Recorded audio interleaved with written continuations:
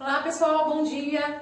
Galerinha, nós já vimos sistema digestório, falamos da digestão e as etapas envolvendo em cada momento, né? Falamos sobre os órgãos que fazem parte do sistema digestório, a função de cada um deles, ok? Agora nós vamos falar sobre o sistema respiratório, ok? Sistema respiratório, lá no seu livrinho didático, vai estar na página 34 até a página 39. Nessa apresentação aqui, vocês observam, assim como o sistema digestório, vocês observam também a demonstração com cores ressaltadas do sistema respiratório. Aí você me pergunta, professora, se é sistema respiratório, por que está aqui aparecendo a artéria e a veia? Bom, vocês vão ver que o sistema respiratório tem o objetivo de oxigenar o seu corpo. Então, você inspira, você coloca o oxigênio para dentro com algum objetivo. Para quê? Esse oxigênio vai para onde? Isso aí, para o seu sangue. E o sangue percorre por onde?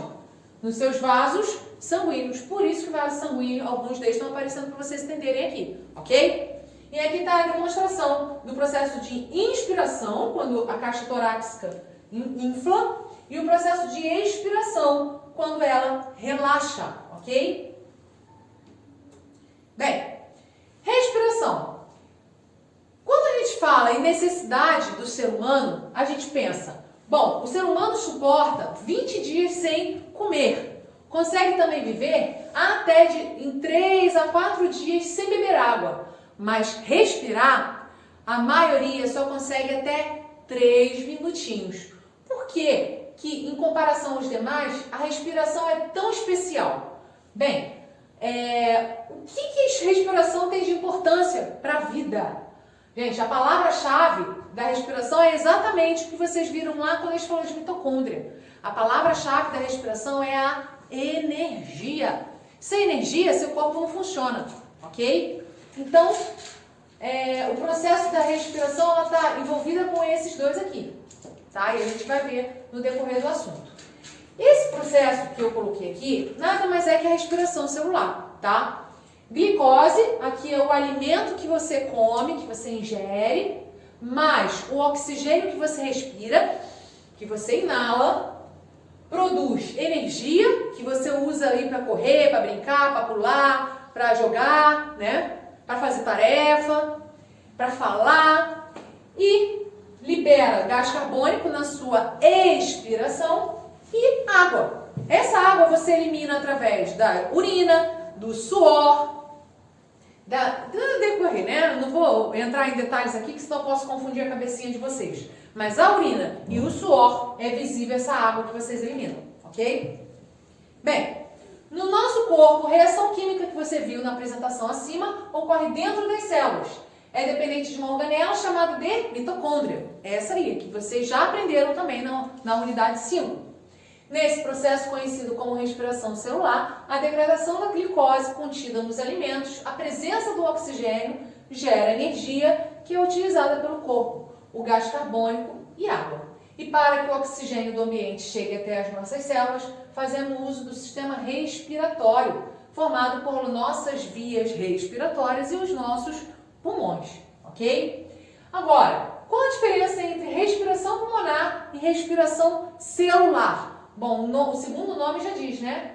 Pulmonar é a respiração que acontece dentro dos pulmões. Respiração celular é a respiração que acontece dentro da célula, para ser mais específico, na nossa mitocôndria, tá? Então, o processo que é a troca entre o ambiente externo e interno é chamado de respiração pulmonar, tá? E a respiração celular é aquela respiração que ocorre dentro da mitocôndria. Então, órgãos do sistema respiratório. Bem, dentro do sistema respiratório, o ar percorre o seguinte trajeto. Ele entra na cavidade nasal, passa pela faringe, lembrando que a faringe ela é incomum ao sistema digestório e respiratório, laringe, que é só do sistema respiratório, traqueia, brônquios, bronquíolos e alvéolos, que é a estrutura final. Os brônquios, bronquíolos e alvéolos estão dentro do seu pulmão, tá? Agora, chamando a atenção aqui para uma coisa que vocês geralmente confundem muito. Vocês confundem a posição da faringe e a laringe. Professor, eu sempre troco. Quem vem primeiro? Faringe ou laringe? Pessoal, vamos lá.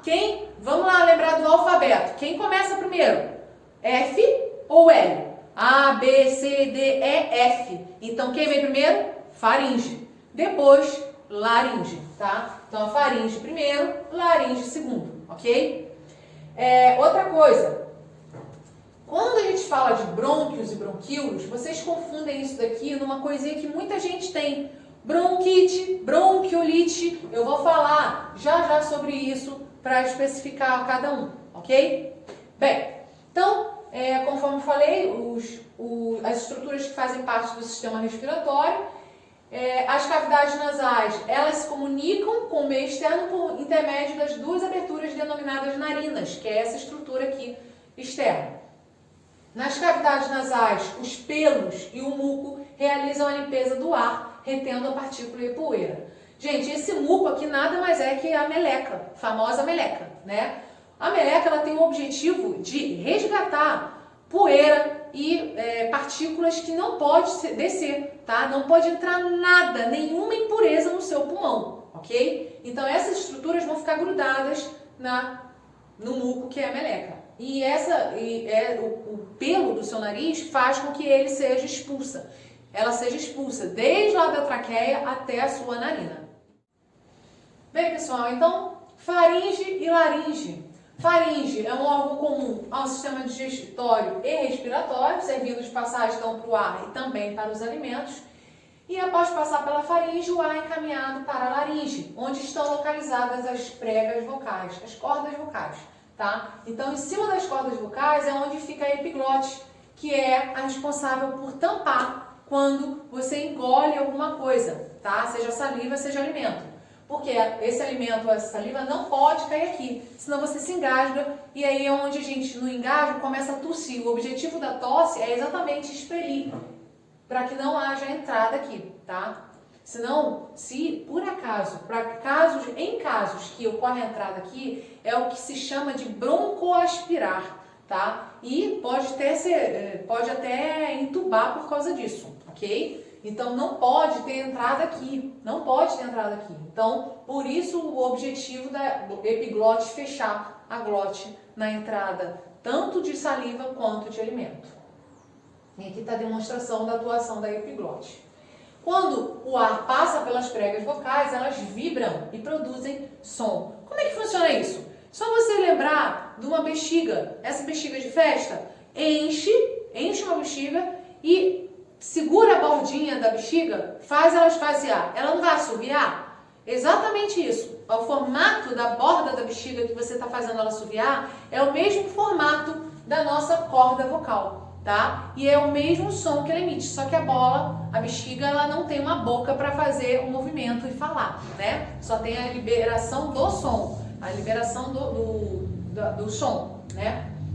Então, é na entrada da laringe que está a epiglote, estrutura que impede que o alimento entre na traqueia. Traqueia. A traqueia, ela fica abaixo da laringe. Ele também ele é um tubo formado por vários anéis, que você inclusive sente se você passar o dedo na sua garganta, tá? Esses anéis aqui é notável, você consegue perceber. Esses anéis, eles são cartilaginosos, tá? Isso aqui não é osso. Ela é revestida por células produtoras de muco.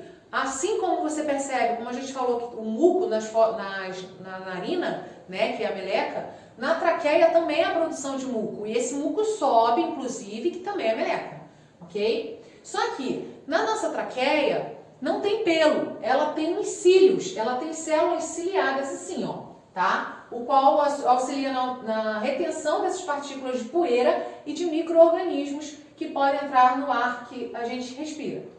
Esses cílios aqui, ao se movimentar, eles empurram esse muco com as impurezas em direção à faringe para que ele possa ser eliminado, ok? Agora, detalhe, os fumantes, né? Os fumantes, eles têm isso aqui muito reduzido, tem os cílios na traqueia muito reduzido. Então, com isso, para eliminar o muco carregado de impurezas, a maioria dos fumantes, ao invés de ter esse movimento ciliar, é necessário que ele tussa para eliminar esse muco, tá? Por isso que os fumantes geralmente tossem bastante. Brônquios e bronquíolos. Os brônquios são ramificações da traqueia. Então, olha lá. Vamos lá na imagem. Traqueia, brônquios, bronquíolo. Bronquíolos são essas estruturas que se bifurcam dos brônquios, tá? Eles ramificam-se em tubos menores que se espalham por todo o pulmão, formando os bronquíolos. O conjunto de ramificações brônquicas se parece com uma árvore e por isso denomina-se árvore respiratória. Nas extremidades dessa região existem os alvéolos pulmonares. Eles ficam na região, bem nas pontinhas dos bronquíolos, tá? Os quais realizam as trocas gasosas, que também são chamadas de hematose. Bom, o que seria hematose? Hematose exatamente é a troca da concentração de gás carbônico pela concentração de oxigênio. Vocês vão ver que acontece dessa forma, nesse local aqui, que são os alvéolos, e ocorre dessa forma que eu já vou mostrar já, tá? Então, ao redor da fina parede desses alvéolos, encontra-se uma rede de vasos sanguíneos muito finos, denominados capilares. Então, vamos lá. Onde fica os alvéolos, os bronquíolos, os brônquios? Todos eles ficam dentro dos pulmões. O pulmão, vocês podem perceber que o pulmão direito ele é maior do que o pulmão esquerdo, tá? O pulmão direito ele tem 3 lóbulos, né? A gente chama de 3 lóbulos. Na verdade, são 3 partes, né? 3 partes. Já o pulmão esquerdo, ele tem menos, ele tem 2 partes só. Por quê? Alguém saberia me responder por que o pulmão direito ele é maior do que o pulmão esquerdo? Isso aí, respondeu correto quem respondeu que o pulmão esquerdo é menor, porque tem que ocupar ali o coração, ok? O coração ele se encontra num espaço entre um pulmão e outro, chamado de mediastino, ok? Bem, então o pulmão direito, 3 lobos, ou 3 partes. Pulmão esquerdo, 2 lobos, ou 2 partes. E aqui está a demonstração do alvéolo. Aqui está a demonstração de 2, tá? Mas vocês percebem no fundo da imagem que tem vários. Aqui, ó, são vários alvéolos. Aqui está ampliando uma imagem de 2. Vocês percebem que os alvéolos estão aqui, ó, irrigados por vasos sanguíneos, são os capilares. E aqui o objetivo, o que está acontecendo aqui? Aqui está ocorrendo um processo chamado de hematose. Aqui está entrando, ó, vocês percebem que fica meio esbranquiçado, está demonstrando a concentração de oxigênio entrando e esse oxigênio é absorvido pelos capilares e aí levado, distribuído para o corpo, que nós vamos falar isso em sistema cardiovascular, tá? Aqui está a demonstração do processo que ocorre, como que ocorre essa passagem de concentração de oxigênio, tá? Aqui, ó, a concentração de oxigênio passando para os capilares. Aqui, essas células aqui são as hemácias. E é dentro das hemácias que ocorre a concentração do oxigênio. Então, o responsável de transportar oxigênio no nosso corpo é as hemácias, que se encontram no nosso sangue. Movimentos respiratórios. Bem, todos já aprenderam lá no fundamental que existe um processo chamado de inspiração e expiração, né? Esse processo de inspiração e expiração ocorre através de atuação de alguns músculos, tá? Agora, primeiramente, o processo de entrada e saída. O processo de entrada é a inspiração, o processo de saída é a expiração. Como que ocorre? A caixa torácica, ela se expande e para que os pulmões enchem de ar e voltem à sua posição quando os pulmões se esvaziam. Bem, então como é que ocorre esse processo de inspiração e expiração? Bem, galera, nosso corpo, nossa caixa torácica, ela é recoberta por músculos, né? E esses músculos atuam no processo de expansão e diminuição da sua caixa torácica, tá? Os músculos que atuam na parte inferior dele é o que a gente chama de diafragma. E na parte lateral dele é o que é chamado de músculos intercostais. Esses músculos intercostais são os músculos que ficam entre as costelas. Vocês sabem que as costelas, elas pegam as suas costas e vão até a parte da sua, na frente, do externo até a sua coluna vertebral, né? Então, o músculo intercostal, ele cobre, por isso que é intercostais, tá? E o diafragma na parte inferior. Então, a atuação é exatamente na expansão e diminuição, ok? Então, os músculos intercostais que ficam entre as costelas e o diafragma, que é localizado abaixo dos pulmões, são os responsáveis pela movimentação do ar. Então, na inspiração, o diafragma, ele se move para baixo. E na expiração, ele se move para cima. Na inspiração, os músculos intercostais se expandem. Na expiração, os músculos intercostais se relaxam, ok? Se nós estivéssemos no presencial, nós estaríamos construindo isso aqui em sala, fazendo esse pulmão artificial, né? Como é que funciona? A gente usa metade de uma garrafa PET, usa 2 bexigas pequenas e uma maior, recorta uma maior para fazer a parte inferior, né? E aqui vai simular uma caixa torácica, das quais a garrafa, o material da garrafa é a caixa, funciona, né, comparando com uma caixa torácica. As 2 bexigas pequenas funcionam substituindo o pulmão e essa bexiga inferior funciona substituindo o diafragma. E aqui a traqueia, tá? Então, nós iríamos construir isso daí, né? Mas não é nenhum bicho de 7 cabeças para quem quiser construir, não é obrigatório, tá? É que tem gente que me pergunta, professora, eu posso fazer? Fica a critério, ok?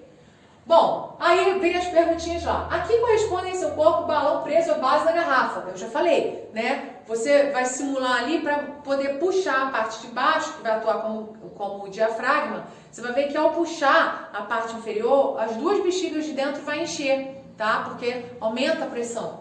Então, a parte de baixo, presa da garrafa, ela simula o diafragma, tá? As paredes da garrafa simulam a caixa torácica. E o espaço limitado por essas paredes simula a cavidade torácica, tá? A cavidade, a região de dentro da sua caixa torácica.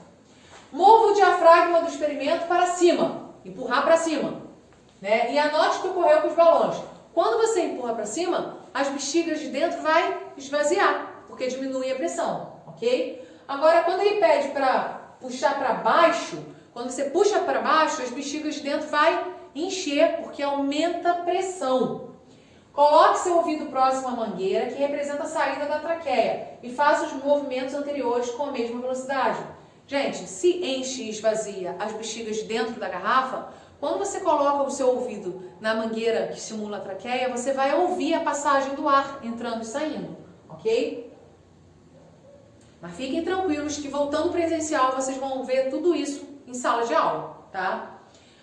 Cuidados para a saúde.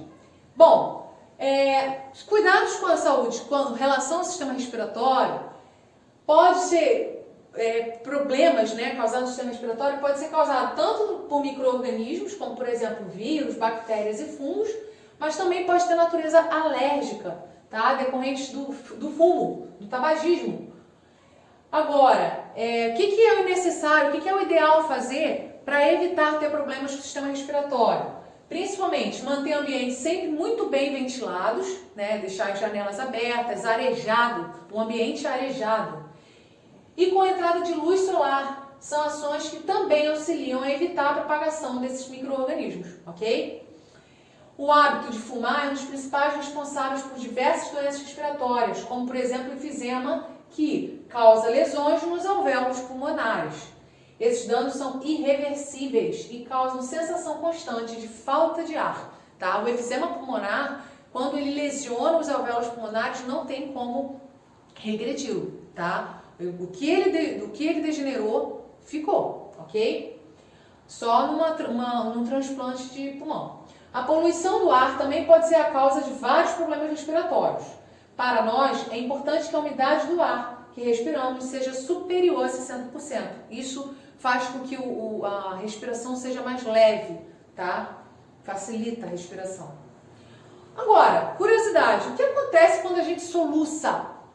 O soluço nada mais é que um espasmo do músculo do diafragma, tá? Então, quando você vê, por exemplo, você tá parado e sua pálpebra tá pulando, tá latejando, isso aí é um espasmo muscular. Se o seu joelho, sua perna tá latejando, tá pulando o músculo, isso é um espasmo muscular. Assim como qualquer músculo do seu corpo, o diafragma também é um músculo. E ele também tem um espasmo muscular, tá? Esse espasmo causa soluço.